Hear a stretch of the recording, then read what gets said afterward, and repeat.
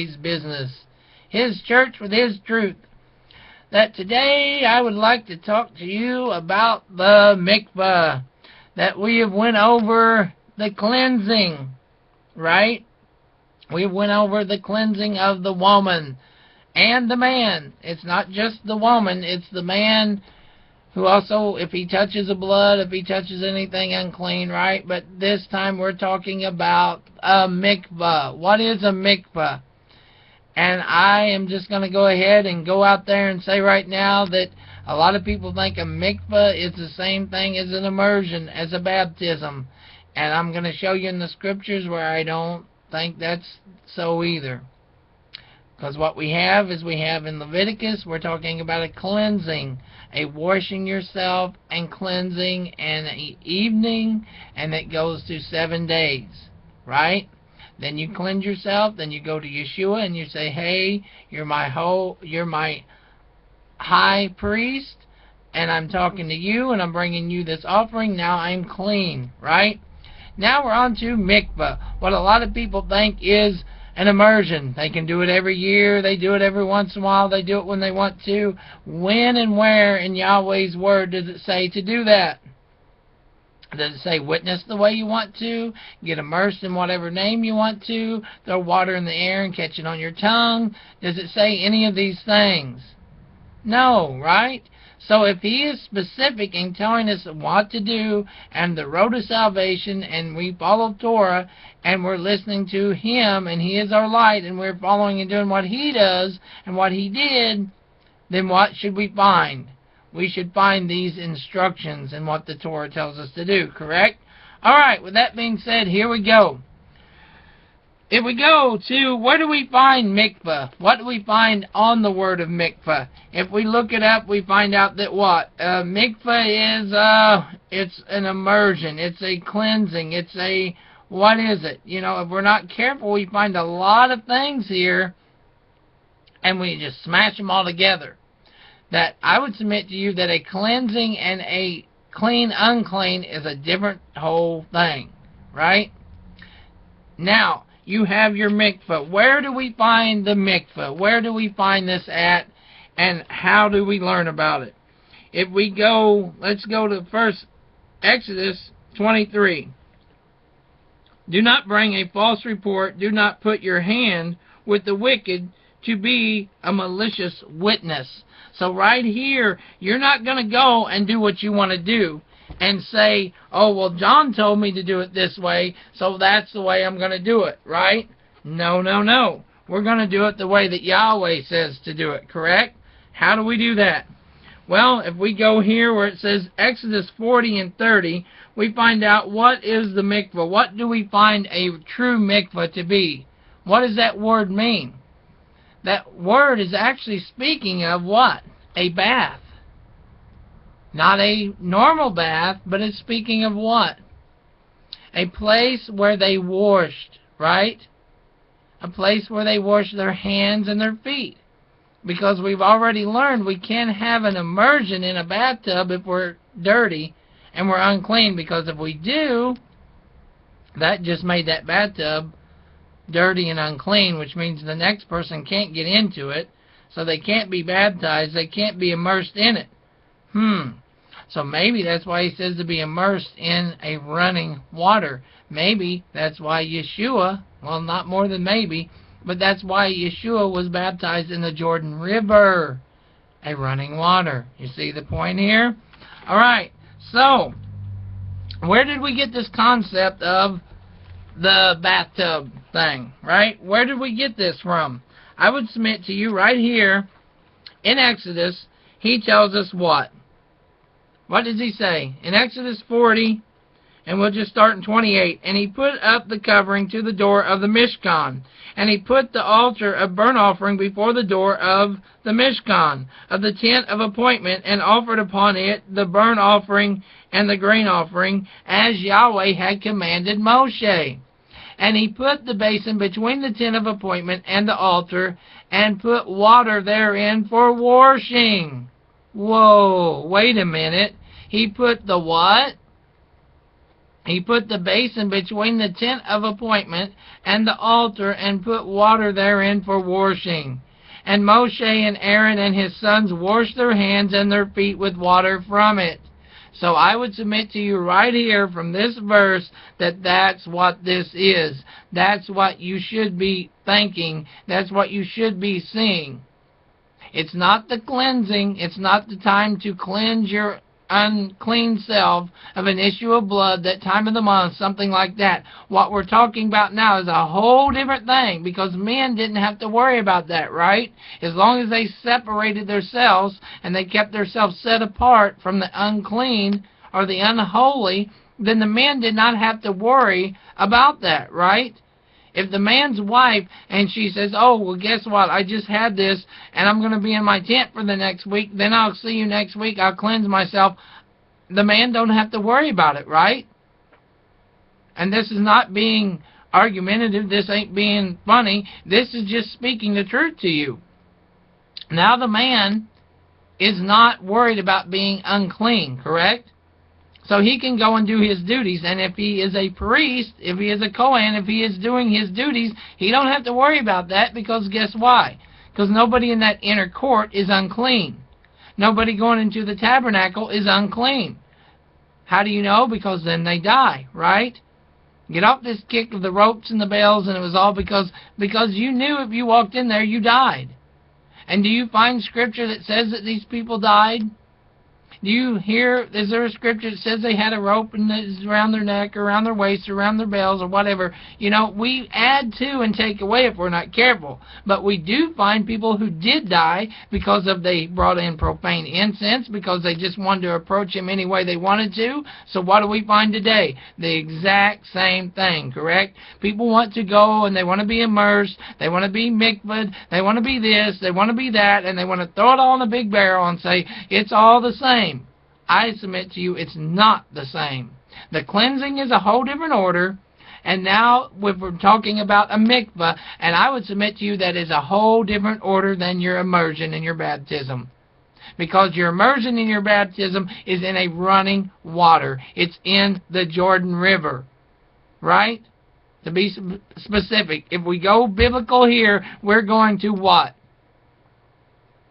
When he came and said, there's water here, did they say there's a bathtub here? You can be baptized here? Or your house is over there, so we're going to take you home and baptize you there? No. There's running water. Yeshua is our example. If we follow Yeshua, we know he was baptized in the Jordan River, as we know it, most of us, right? So if he was baptized in the Jordan River, it's a flowing water source, correct? That is an immersion. We're not talking about that right now. We're talking about a mikveh. So why would they go and make something, and where would they get that bathtub, so to speak? So you can understand what I'm talking about. If they made these, and you know they're there, you can go on YouTube, you can go on other sites and find they was true places there, mikvahs, right? Where people went and cleansed themselves, correct? Why would they go and cleanse themselves? Where did this come from? I would submit to you right here, Yahweh tells them to make this braising what? Right here. And he put the basin between the tent of appointment and the altar, and put water therein for washing, folks. So I would submit to you that the true mikveh, the true basin, the true thing of what we think we know here is not an immersion. It's not a cleansing of the unclean. It's a washing of their hands and their feet, and to cleanse their body before they go before the Most High, before they walk into the tabernacle, correct? So, and I know a lot of people are going to say, oh, that ain't what that means. This is this and this is that, and I know Hebrew and I know it all. But do you know it all? Because if you go to these, it tells us very plainly right here in the scriptures of what it's talking about. And it's not talking about a cleansing of an unclean person. It's also not speaking of an immersion. They didn't have to immerse themselves every time they went into the tabernacle. They had to cleanse themselves. There's a difference, folks. Right here. I don't know if you can see that or not, but what we have here is what? A mikveh, right? If you look up mikveh, it's going to show you a picture, and it's going to show you a dug into the ground or a made into the ground type of a tub, right? If you read it, it says what? Mikveh or mikvah. It's Hebrew. Modern mikveh, Tibrian mikveh. Mikveh are Yiddish, mics, right? A bath used for the purpose of a ritual immersion. In Judaism, the Hebrew Bible, the word is employed in its broader sense, but generally means a collection of water. You're collecting the water. Why would you have a collection of water? What's the purpose? Right here it tells us. And he put the basin between the tent of appointment and the altar, and put water therein for washing. Folks, let's not take the scripture out of context. Let's not do what we want to. Let's not put mikveh, immersion, and cleansing and put them all together, because that's not what we're supposed to do. We're supposed to take it and do what he tells us to with it, right? The word employed is its broader sense, but generally means a collection of water, right? So, we know it's for what? And this is looking it up. You can look it up yourself and see what it tells you. It doesn't say it's for a cleansing of an unclean person. It doesn't say it's for an immersion or a baptism. Several biblical regulations specify that full immersion in water is required to regain ritual purity. So guess what? Think about it. If you're going and you're accepting these animals, what happens? You get your hands dirty, right? You get your feet bloody. You get this stuff on you. Does that mean you're unclean? Does that mean you have to go be immersed? Does that mean you have to, what does that mean? Just generally walking around, you go outside and put on some sandals or don't wear any shoes, come back in, your feet are filthy, right? You don't have to really do anything. Your feet are dirty. So what would you do to your feet? Would you just go in, lay them on your couch and say that's fine? No. So they wouldn't be making tracks across the tabernacle either, right? You don't think they'd be walking across them floors and making their little footprints everywhere, right? No. If you wouldn't want it in your house, do you think Yahweh wants it in His? Think about it, folks. If you wouldn't allow that in your house, if you wouldn't let your kids come in and trample their dirty feet across your floor and say, stop, go wash your feet and wipe that up, do you think Yahweh's okay with it? Do you think He's like, oh yeah, come on in, dirty up my floor, muck it all up, make it all... No. So then why do we sit so far away from Him and act like His ways are so far different than ours, when in all actuality, yes, spiritually, yes, being set apart. But if we are following Him, then we shouldn't be that far behind Him and that far opposite of Him. If He says, be therefore holy because I am holy, be set apart because I am set apart, walk perfect before me, then we know if people done it, then it's not that big of a jump, is it really?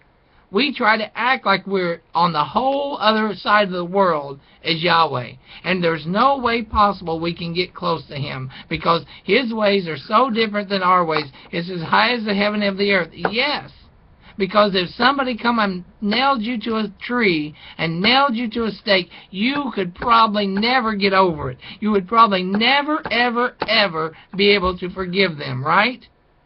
So there is where your ways and His ways are totally different. When somebody comes and spits upon you and slaps you and talks bad about you, can you forgive them? In your heart, in your mind, you might say yes. But the next time you see them, do you feel like hugging their neck? If you've been to church with somebody for 20 years and you just brother love, sister love, and they talk something bad about you and they go and tell others bad about you, the next time you see them, do you want to hug their neck and do you feel love? You might do it because you have to, because the rest of the people are watching you, but in your heart of hearts, do you want to grab them around the neck and love them the same way you always did? I would submit to you, no, right? This is why your ways are different and not as high as His ways. Because He died that you might make it in, correct? Folks, let's not separate ourselves and not even know what we're doing. And so much is we can't even learn His ways. We can't even know His ways because we don't think we can. The Torah, the instructions, is so we can know His ways, so we can know what He's talking about, so we can look and live like He wants us to live, right? Alright, so going on from there, we know that what? We know there's a separation. Like I said, I submit to you right here, right now, the cleansing, the woman's time of the month, that's a cleansing. The man is a cleansing. That's all a cleansing. The semen, the blood, that's all a cleansing issue. That's totally different. That's evening. It's 7 days. If the blood gets on the man, it's 7 days. That's a whole different issue than a mikveh. A mikveh is a body of water inside something man-made, so to speak. Right? It's not a river. It's not a cleansing, so to speak. It is you in a pool, right? If you look here and you look online, excavated mikveh in Quram. There is in Quram, in different places, you will find these, and they was around the synagogues. Does that make any sense? Of course it does, because they was the same thing that Yahweh told Moshe to do, he did. And everybody who wanted to follow Yahweh and say what he did and live the way he told them to do, what did they do? They went in and they washed their hands and their feet the same way he told them to do, right? So, if we go from this, so you're going to relations, you're going to purity. What is the whole point of this mikveh? The point is, before you go into the tent of meeting, before you come to Yeshua, you must be clean. You must be so clean that you can't have the dirt on your hands. You can't have the dirt on your feet. That he told Moshe, remove the sandals off your feet. Because why? Because you're walking on holy ground. You see the difference? You are set apart. Now you're coming before the Holy of Holies. You're coming before the high priest. You don't walk in any way you want to. Being just the normal cleansed is not good enough. You have to be cleansed. Your hand and your feet have to be cleansed. Does that sound familiar? Does that sound like when you got blood on your hands and you go before Yahweh? Yeah, you can be clean yourself, but your brothers and sisters that you just pushed down for years and you didn't pay attention to and you didn't tell them the truth, that blood that's on your hands can be held against you. Right? See, it all works together. If you put it all in a circular clock motion, if you put it all in a circle, it all comes about, right? Just like the washing machine. It's going around and around and around, and it's all in the same spot, right? And when they come out, they're clean clothes, right? How do they go in the same circle? Because in our linear way, that's impossible, right? How did I go in a circle and I'm a better person, I'm a different person, I'm a more knowledgeable person? Because in our linear world, I know more here than I did here. And we can see that, right? Because it's on a line. But it's hard for us to understand that the feast days are teaching us. The Sabbaths are teaching us. His ways, the repeating and repeating and repeating. How do we learn how to walk? Do we jump up and walk? We learn, right? We learn not to fall down. We learn not to step this way. We learn. How do you ride a bike? And yes, some people can jump up and walk. Some people can jump on a bike. I'm saying in general, you usually get better at it, right? You get better at it. If you ride a bike and you rode a bike for 10 years, you're better than usually when you first got on a bike. You can steer it. You can, it's like anything else. Well, the same thing with Torah, the same thing with Yahweh. If you are learning and you're obeying Him, then you should be able to understand the difference between what He's telling you, correct? So, here we go. We have the mikveh, which means what? The immersion of your hands, your feet. It's not the immersion, a baptism type of thing, right? Alright, if we move on here, that we understand that there are requirements for a mikveh.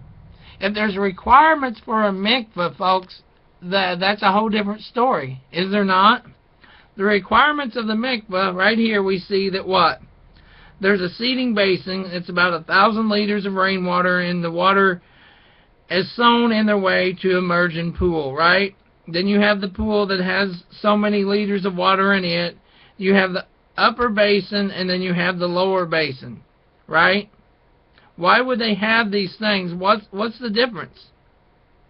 The water runs across the concrete or the rocks or whatever it was made of, and it flows through and it goes down into the water, right? So what's the deal with all this? I would submit to you that's what your mikveh is. He has told us, and he has told others of the mikveh, the requirements of a mikveh. What's the requirements of a mikveh?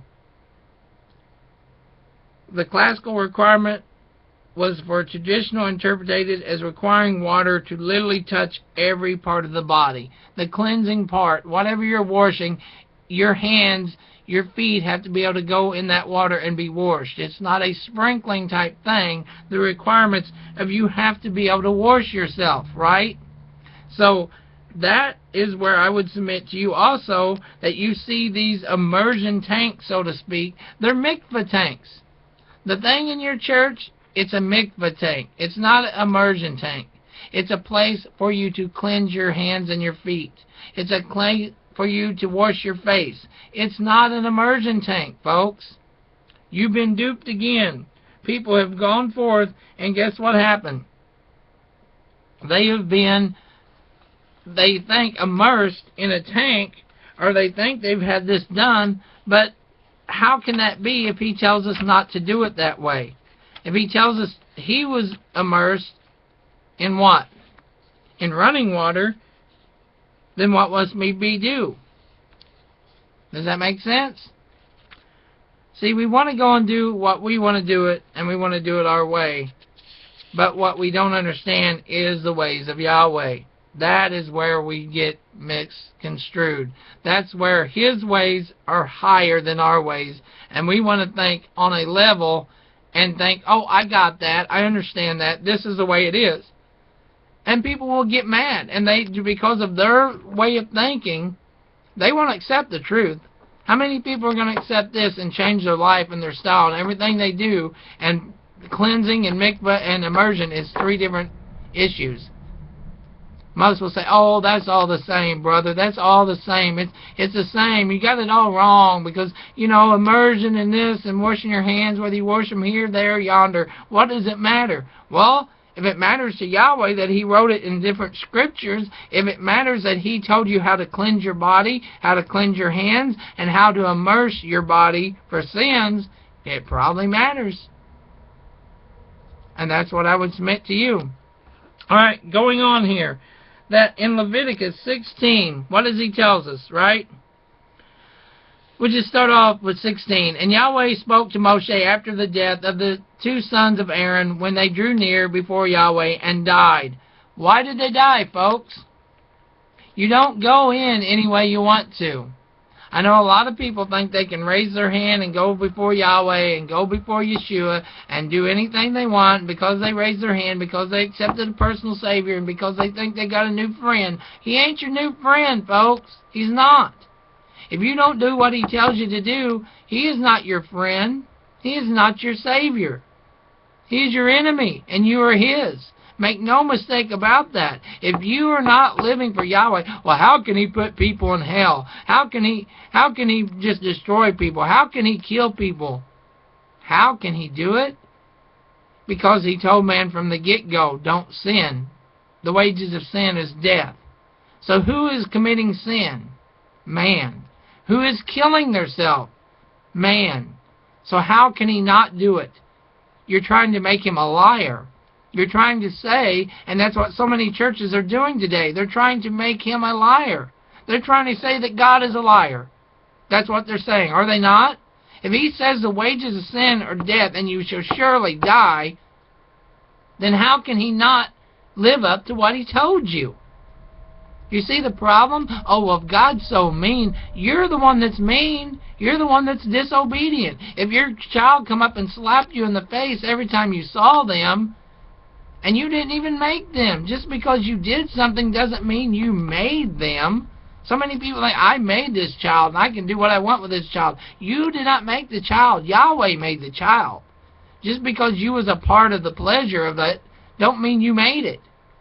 You see what the difference is here? We want to go and make like we done something. Folks, we have to do the way that He wants us to do, because His Word is true. He is truth, and He will do what He said. He's not going to change for you, not for Bobby, not for Freddie, not for anybody. If He said the wages of sin is death, this is how you cleanse your body. This is how you cleanse when it's a monthly time. This is how you cleanse when you laid in bed with somebody. If this is how you do it, this is how it must be done, bar none. And that's the way it is. So if you think you're not going to hell, you're wrong. If you think you can do it your way, you're wrong. And Yahweh said to Moshe, speak to Aaron, your brother, not to come in at all times to the Kodesh place inside the veil before the lid of atonement, which is on the ark, lest he die, because I appear in the cloud above the lid of atonement. With this, Aaron should come into the Kodesh place with the blood of a young bull as a sin offering and of a ram as a burnt offering. He should put on the Kodesh linen long shirt and linen trousers on his flesh, and gird himself with a linen girdle, and be dressed with the linen turban. They are Kodesh garments, and he shall bathe his body in water, and shall put them on.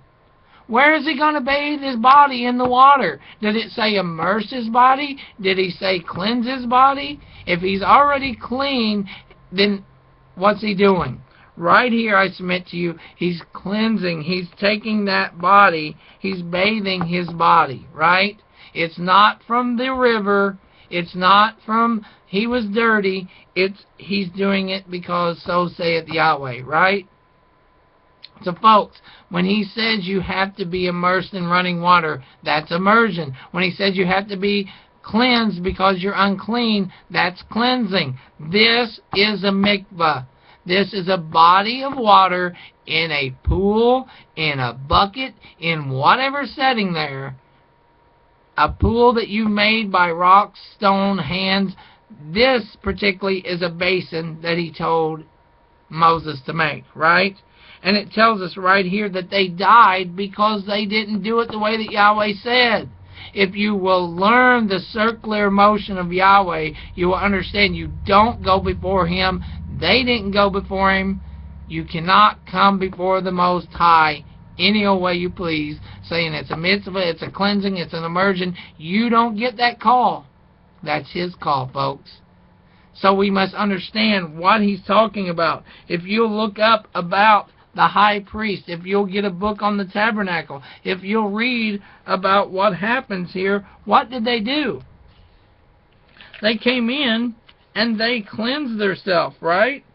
You didn't just get to do what you wanted to do. You have to do the way He tells you to do. The tabernacle, right? There's a guide out there, it's the Rose Guide to the Tabernacle. You can get it. It shows you the different things of the tabernacle. It goes on and tells you about Passover and about the different things, right? The whole point of this is that you do it His way. So I would submit to you this day that cleanliness and cleansing yourself is separate than the mikveh, which is also separate from the baptism or the immersion. Right? So you have to do what you have to do, but you have to follow the ways of Yahweh. And we understand that we don't even hear of that until we hear the cleansing in Leviticus, and then we hear this, and it's not about the baptism that you hear until Mark 3 and 7. But when He saw many of the Pharisees and Sadducees come to His baptism, He said unto them, O generation of vipers, who hath warned you to flee from the wrath to come? That's talking about His immersion, right? It's talking about a whole different thing. So, cleansing, mikveh, immersion.